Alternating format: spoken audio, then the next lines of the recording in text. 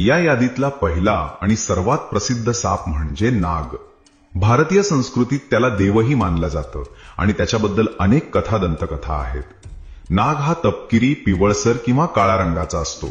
त्याची खरी ओळख आहे त्याचा फणा. धोका जाणवताच तो आपला फणा काढून जमिनीपासून 1-2 फूट उंच उचलून उभा राहतो. त्याच्या फण्यावर काही वेळा 10 आकड्यासारखी किंवा व्ही आकाराची खूण असते. पण ही खूण प्रत्येक नागावर असेलच असं नाही. नाग दिवसा सक्रिय असतो. याच्या विषाला न्यूरोटॉक्सिक म्हणतात, जे थेट आपल्या मज्जासंस्थेवर म्हणजेच नर्व्हस सिस्टीमवर हल्ला करतं. नागाचा दंश झाल्यास डोळ्यांवर झापड येणं, गिळायला त्रास होणं, बोलताना अडखळणं आणि हळूहळू श्वास बंद पडणं अशी लक्षणं दिसतात. नागाबद्दल एक गैरसमज आहे की तो पुंगीच्या तालावर नाचतो. खरं तर सापाला कानच नसतात. तो गारुड्याच्या पुंगीच्या हालचालीवर आपलं लक्ष केंद्रित करतो आणि त्यानुसार हालचाल करतो. बिग फोर मधला दुसरा सदस्य म्हणजे घोणस, ज्याला रसेल स्वायपर असंही म्हणतात. हा महाराष्ट्रातला सर्वात जास्त मृत्यूंना कारणीभूत असणारा साप मानला जातो.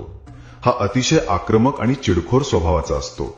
त्याचा रंग तपकिरी असून अंगावर साखळीसारखी किंवा मोठ्या अंड्याच्या आकाराची गडद रंगाची नक्षी असते. याचं डोकं त्रिकोणी असतं.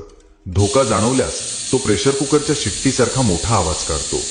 याचं विष हिमोटॉक्सिक प्रकारचं असतं, जे अत्यंत घातक आहे.